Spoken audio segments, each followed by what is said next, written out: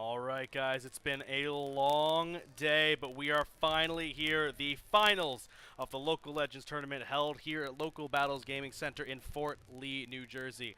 Once again, I am Ryo Masa. Joining me on the caster desk is Vegito for the color, and we are going to bring you guys the finals for this tournament. Best of 3. Now, it is a double elimination tournament, which means Paleo Tundra out of the winner's bracket needs to win one best of 3 against Rutgers University. If Rutgers University takes the next best of 3, they're going to have to play another one, this time all equal, and that'll determine who takes the series. So, at best case scenario, we're looking, or for short time, we're looking at a 2-game play.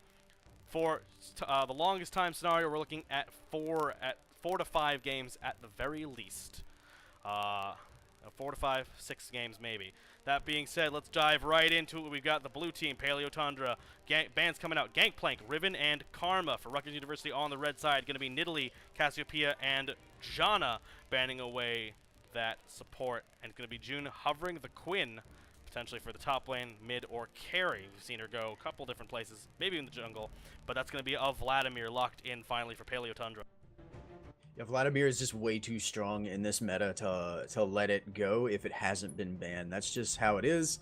He's so oppressive in the laning phase. He's got so much sustain. His damage is ridiculous in the later parts of the game. When he starts ramping up, when he gets about his third item in the mid game, it just becomes something that you can't really deal with. So good pick on the Vladimir first. I would have liked to see the Quinn first personally, because we know Noob Killer is a carry top laner player.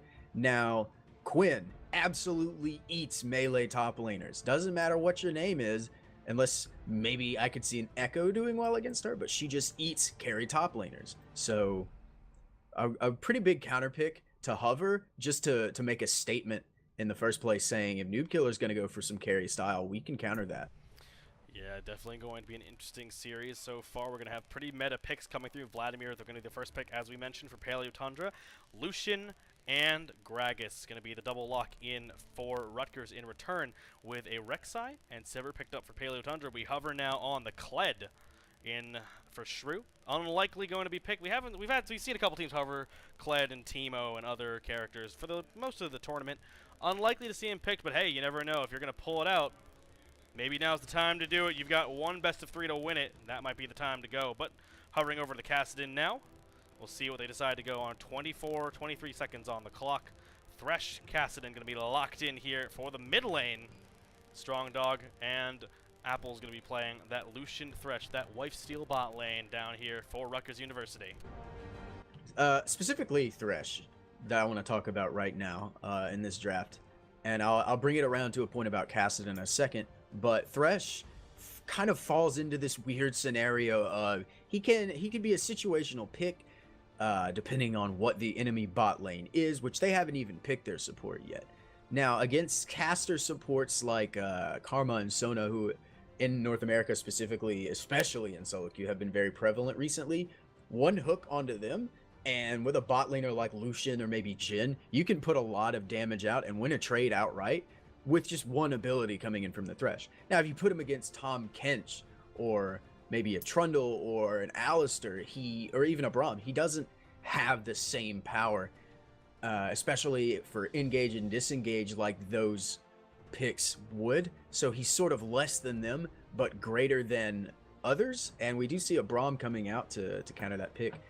But once again, bringing that around, they have not picked strong lanes with the Kassadin and the Thresh. With the Lucian in the bot lane, it kind of evens out, but Kassadin specifically in the middle is not a strong laning pick, so they do have to play on the back foot for this early game. Yeah, going to see probably let Shrew and Evia kind of scale up Vlad and Kassadin to one of the hardest scaling mages in the game, or 2 of the hardest scaling mages in the game.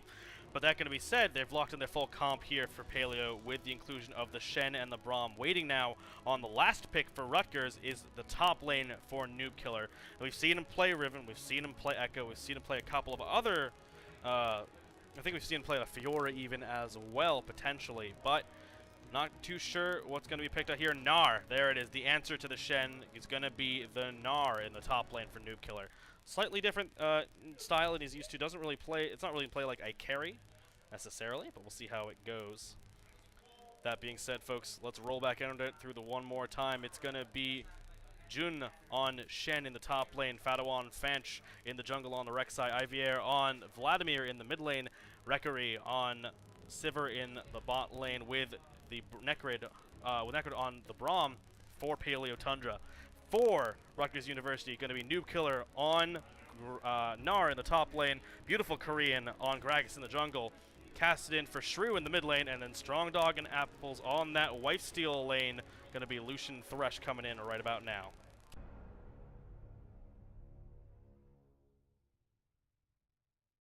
Yeah, this is going to be an interesting one with Shen and the amount of global that he's going to put down. Vladimir didn't take teleport; he's actually taking ghosts, so going to be similar to a Cassiopeia in the amount of pressure that he can put down with that extra added mobility of the Ghost Summoner. Yeah, that being said, we are heading to Spectator Lane. You guys can see it right now on that camera for the crowd in your screen. We've whittled it down. We've whittled down the teams that deserve to be here during the finals, and these are going to be the two going at it. For those of you who are watching, please, let the players know you support them. Let the players know that you're having a good time. Hit us up on Twitch, hit us up on Twitter, hit us up on Facebook, and if you're feeling generous, use that Matcherino code. We actually found out it is Local Legend is the code. Just go on Matcherino, hit Explore, find the Local Legends tournament on that page, and hit the donate button when you sign in with your Twitch username. That being said, we are going to hit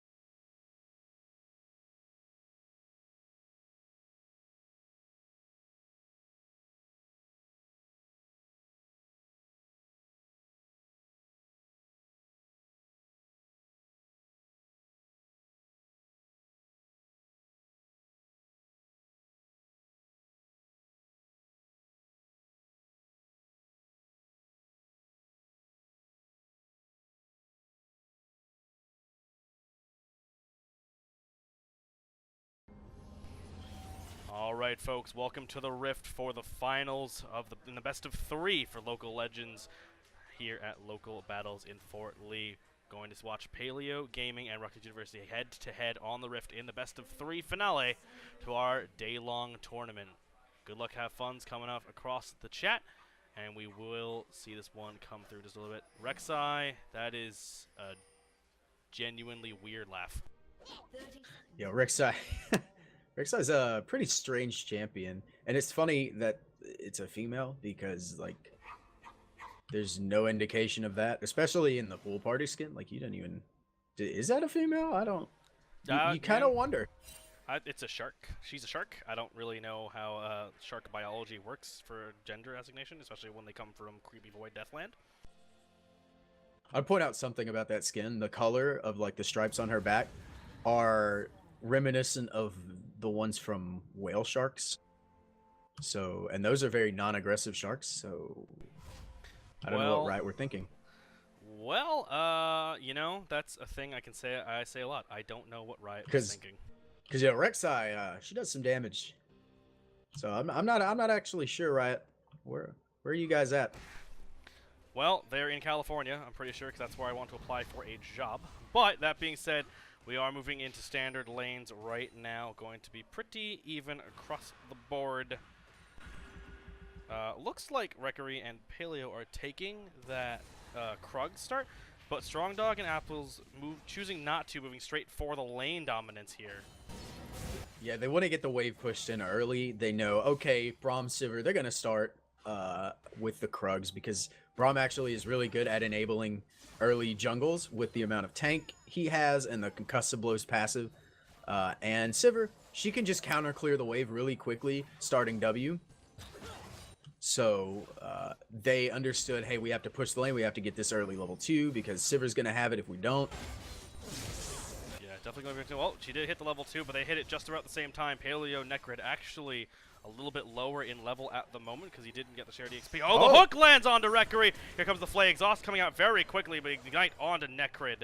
Going to be able to eat that one, but 3 summoners down here for Rekery and Paleo. 1 summoner down for Apple is going to be the Ignite on that Thresh.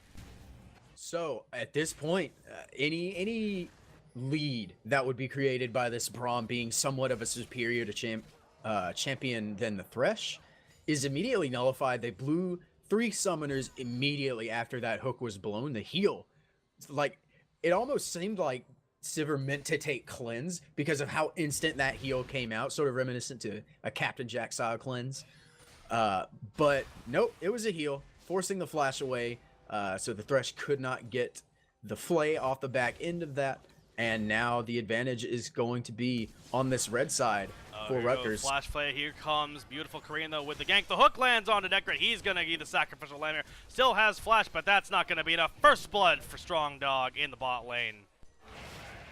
Yikes. Really good gank from Gragas. I mean, does burn the flash. Thresh actually flashes as well on that gank.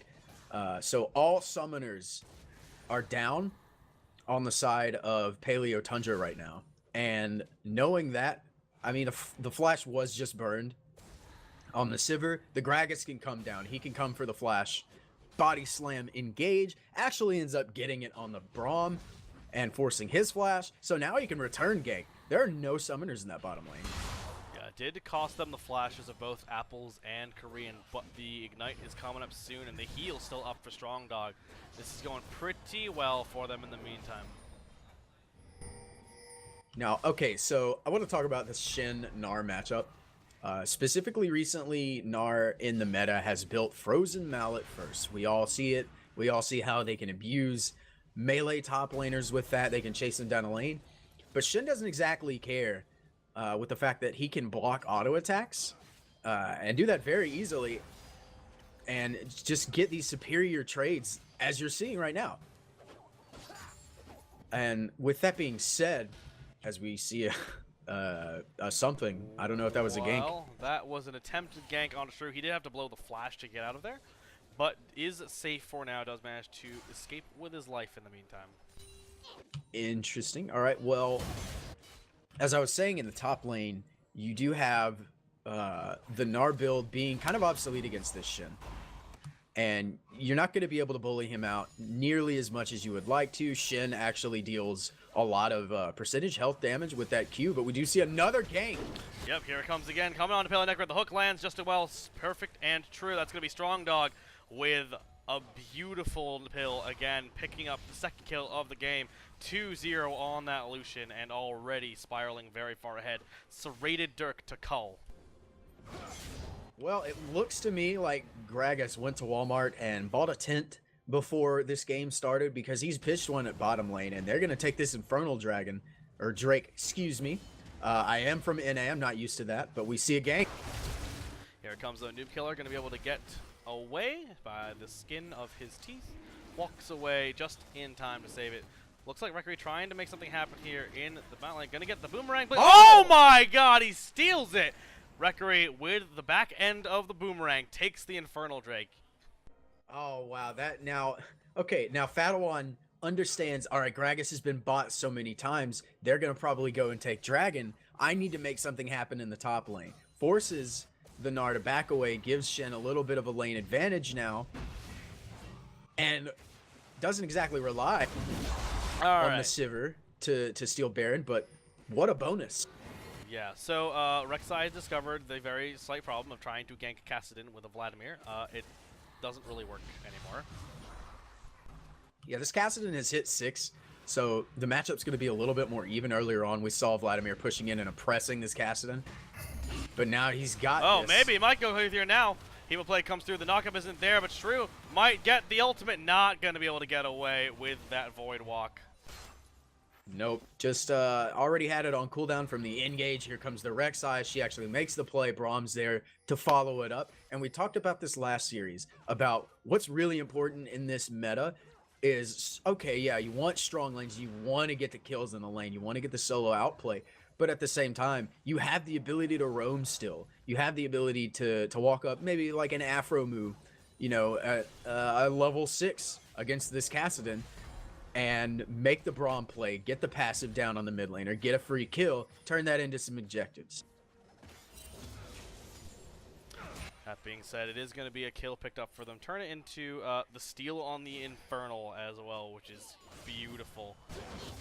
And it's, wow. Bit of a glimmer there for Paleo managing to steal that one. You can't get over it, can you? That, I mean, I kind of can't either, to be honest. That was really interesting. It was the back end of a boomerang blade. Like, how do you not just wait? How do you not just smite? Gragas didn't smite that. He did not think, oh, the Sivir's going to go in and she's going to get it with the Q. That doesn't go through your head as a jungler, although at this point, it should have. Really? I thought he smote and just, like, smote it in between the boomerang ticks. That's what it looked like to me. Oh, well. Either way, well, still, like, what? Yep. That's the one word that we can use to describe that play is what?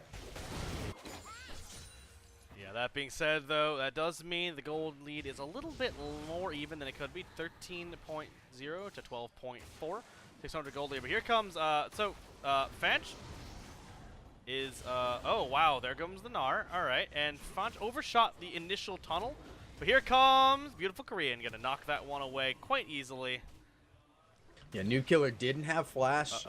He only had his ultimate to be used just then. A beautiful Korean, he says, all right, everybody, break it up, get off my Gnar.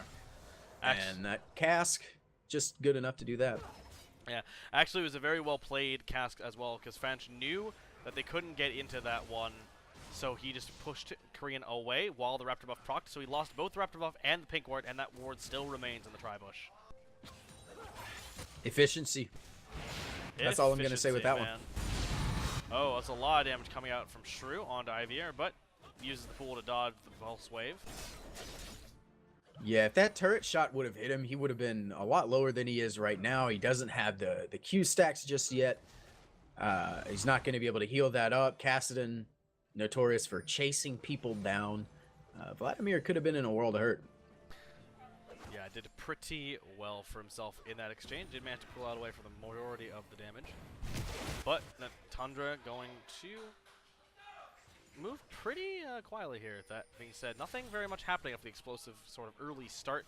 Going back to standard lanes while the junglers move around. But here comes Fadawan, Fanch coming around the backside, trying to sneak into that lane, but they do have it warded, so we'll see if they manage to get it through. Yeah, Rek'Sai looking for this lane gank. They see the pink. They say, all right, let's get rid of that. Thresh doesn't look like he has any more wards. Actually does get the trinket cooldown to set that up. So now they know Rek'Sai's down there. Now we got to see what Beautiful Korean's going to do off the back of this, knowing where the pressure is in the lanes. It looks like he's moving towards that mid lane. Might be going for a gank on to Veer, but that's a little of a tricky. That's already a tricky proposition. Gragas ganking of Vladimir. Oh, here comes the Void Rush going up to the top lane. But Now, Vlad's going to take a ton of damage, though. It's going to be a Hemoplate comes through. It's going to be the Q coming in. Sean has to go. Shrew has to go away. Beautiful Korean taking a chunk of damage. Not going to do that. Explosive Cast knocks him into the wall. Means that Nuclear can get away. He's kiting it out pretty well. Manages to get the Gnar going through. Gets the stun. And the auto attack. One more will do it, but it's not quite enough. Shrew here's back, though. Sand United coming through. And Nuclear going to fall. Shrew picks up a kill. Double kill, though, for Ivier on that mid laner. Vlad, beautifully played. That entire engage was literally a game of inches. They had such little health on the health bars. The Shen gets away at the back end of that. He has the passive shield on him as well. And all of a sudden, Gnar has a health bar from the Mega transformation. And Vladimir is super low as well. Kassadin comes in, gets chunked out. At the beginning of that, all of a sudden, Fadawan is right there, right where he needs to be after chasing that Gragas, and they pick up 2 kills for the Vlad.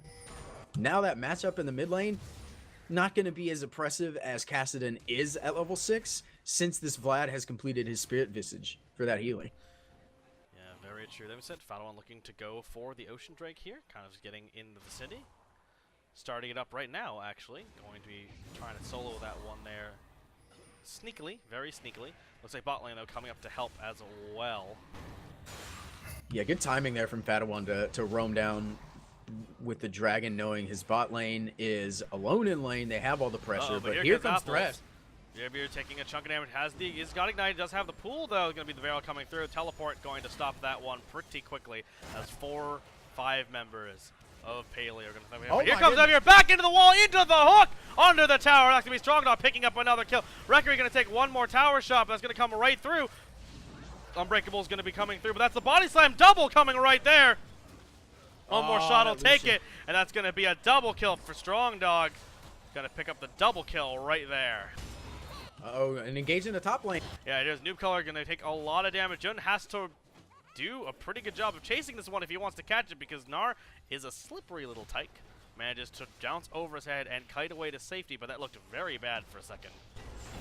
Yeah, and I want to talk about that mid lane engage. Everything was sort of going well. They had made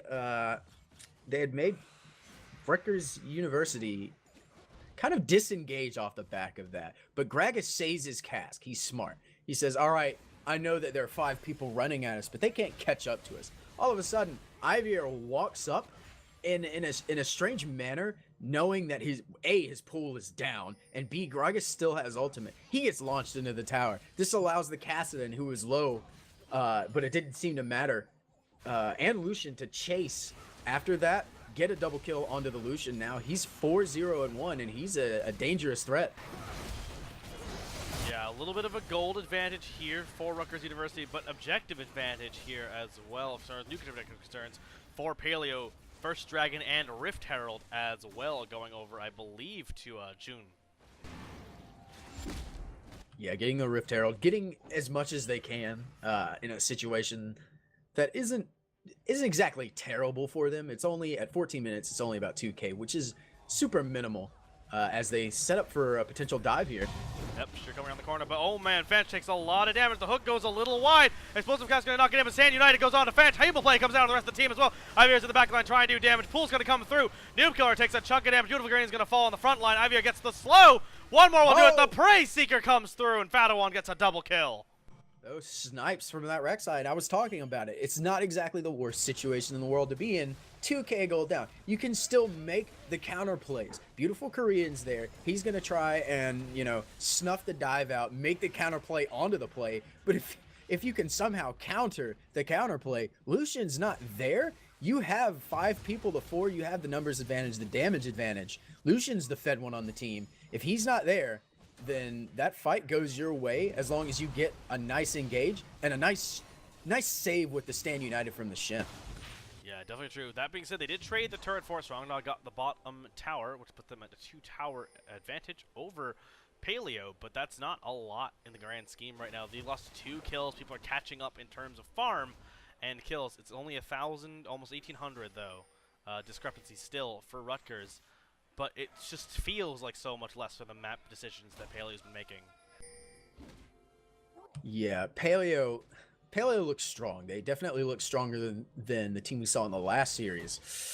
Sorry for the roast there, but they look like they know, okay, this is the objective game that we have to be playing. We can't just sit in lane for 20 minutes. We have to be moving on the map. And so they take that non-solo queue-esque style and bring it to Rutgers, the ones who were dictating the map pressure last game.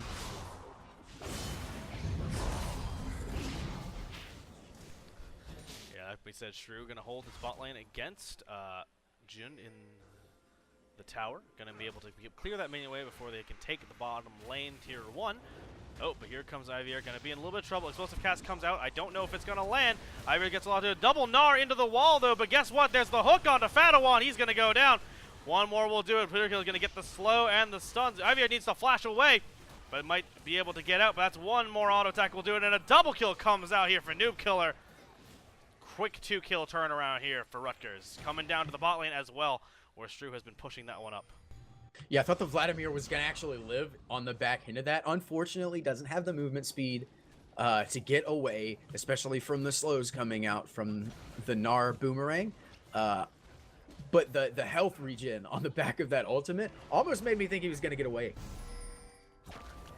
Set up maybe.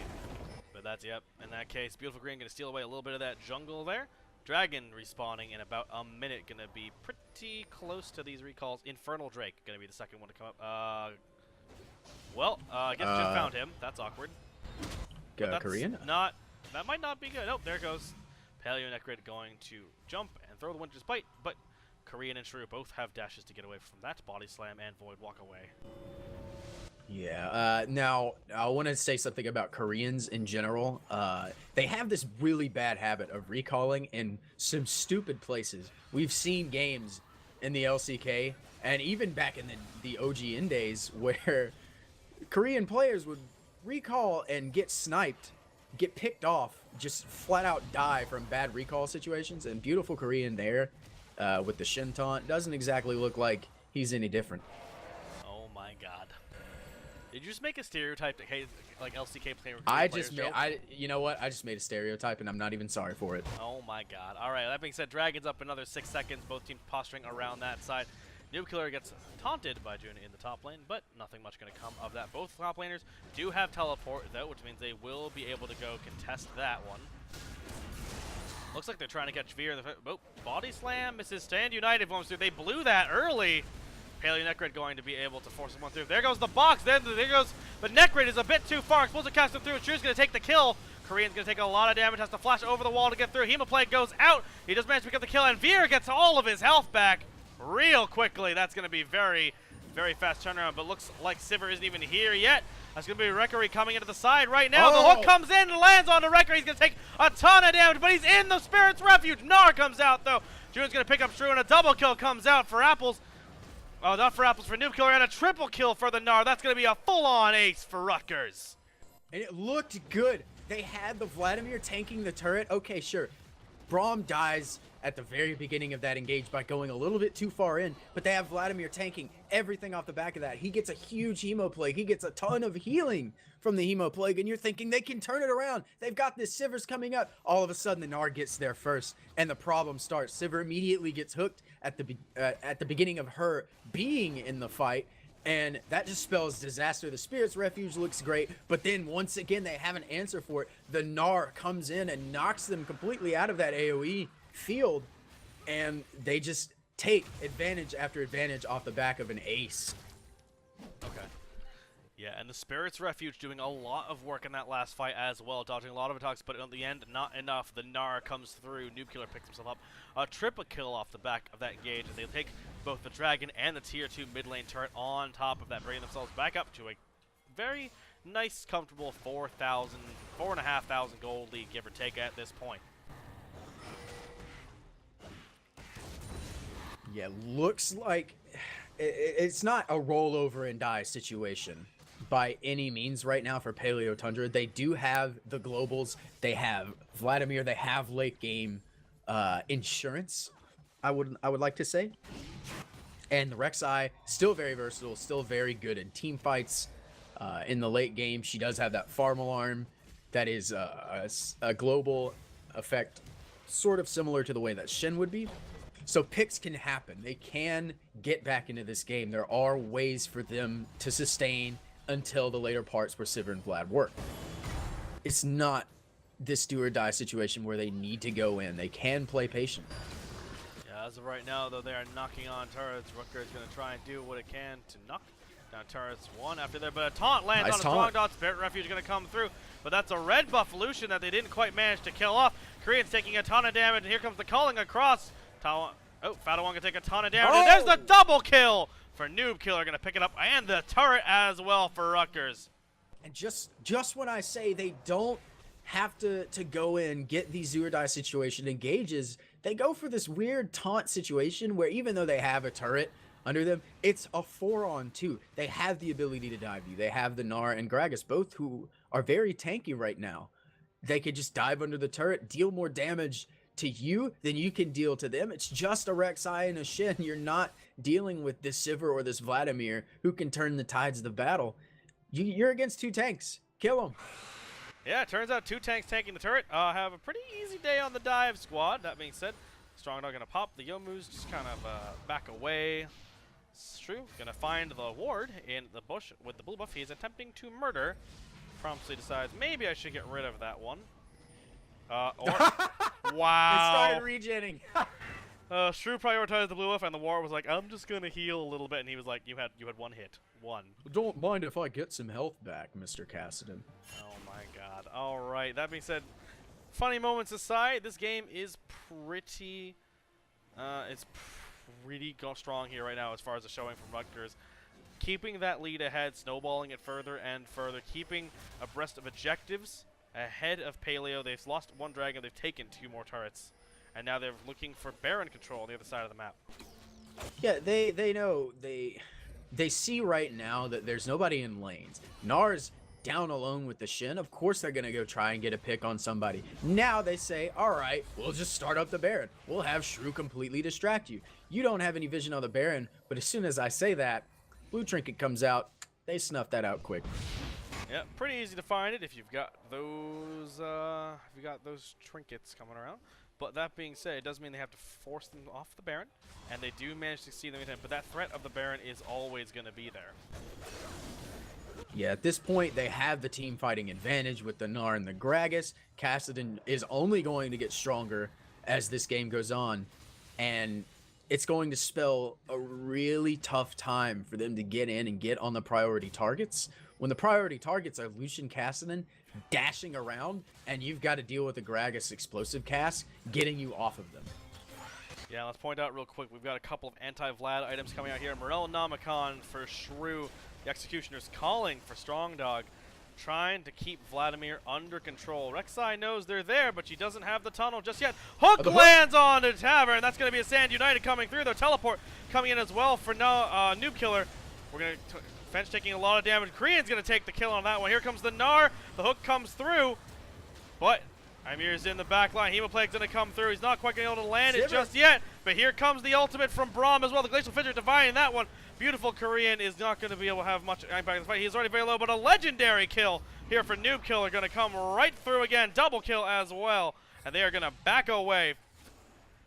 3 for 0 in a blinking red health bar literally everywhere for the side of Rutgers University.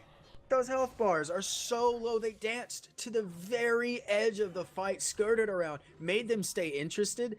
Okay, the Sivir's throwing in the boomerang blades and getting the crits on the back end of that fight, you think one of them is surely going to die. The Sivir's going to get a kill, and this fight's going to turn around. That didn't happen. They split the fight up adequately. They distracted Vlad long enough so that he couldn't get all the AoE damage down that he needed to get, and their health bars are showing that they played that fight, a fight of inches once again in this game, near perfectly. All of them managed to escape with their lives, get a couple more kills for themselves, extend that goal lead to about 6,200, comfortably in the lead and in the driver's seat right now, forcing the objectives as they go. Nuclear going to try and hook out Veer. There it is. Frozen Melt, Black Cleaver, and he's doing so much damage right now. Just gonna laugh a little bit, take the lantern away already, and basically just chunks Veer out for 2/3 of his health bar. Yeah, I wouldn't be surprised to see this Gnar get an Executioner's Calling of his own. If they're really prioritizing dealing with this Vladimir, dealing with some regen issues from the rest of the champions, maybe even taking care of the early lifesteal that the Sivir's going to get instead of prioritizing that Infinity Edge, then they can get an extra Executioner's Calling to some physical damage carry, because Nuclear, let's be real, he's 9-2-1. He is a carry in his own right. Going for that Frozen Melt, Black Cleaver solo push build. Uh-oh, nope, he sniffs it out. Looks like he's going to be like, I don't want to be here anymore. We're just going to back away. Yeah, it's hard to get a gank on a Gnar, especially a Gnar that's ahead. So, no sense in looking for that just yet, but... Uh-oh, Apples and Strong Dog in the wrong side, but it's going to be a lot of damage going on to that Vladimir, who pulls just at the right moment. Explosive cast not going to do quite a long. Strong Dog dominating, though, going to take that one down in the backside. Jun taking a lot of damage. Paleo Necra taking a ton of damage as well. Double kill comes in for Strong Dog, and a triple kill for Strong Dog. 3 for 1. Apples is the only one to fall, but they get 3 down in the meantime. Jungler is low as well.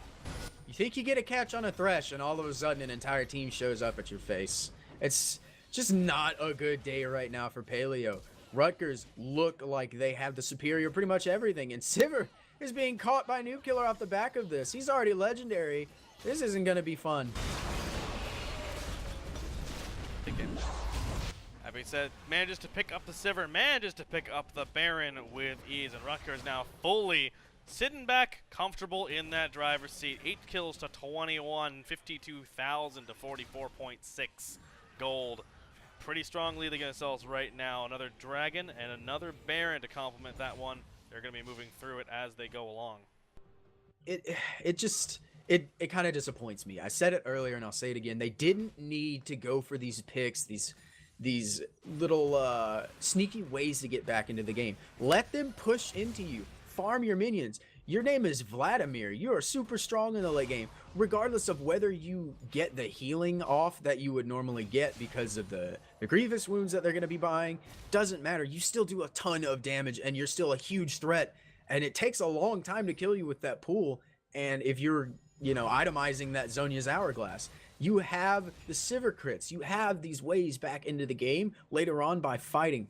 But trying to go for these picks, not having the proper vision to do so, and giving away even more than you take is not exactly a way to get back into this game.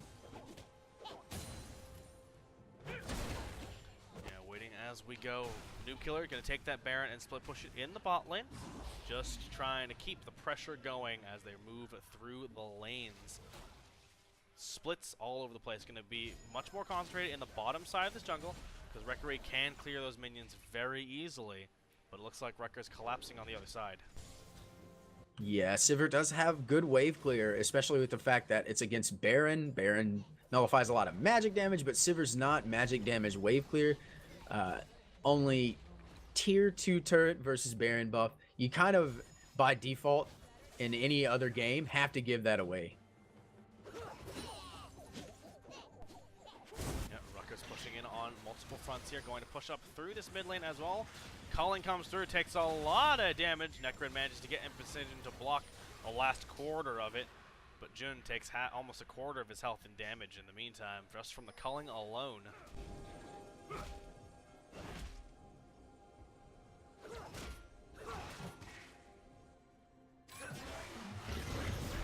Lucian on old Lucian, and seeing that culling just shred through people was so fun.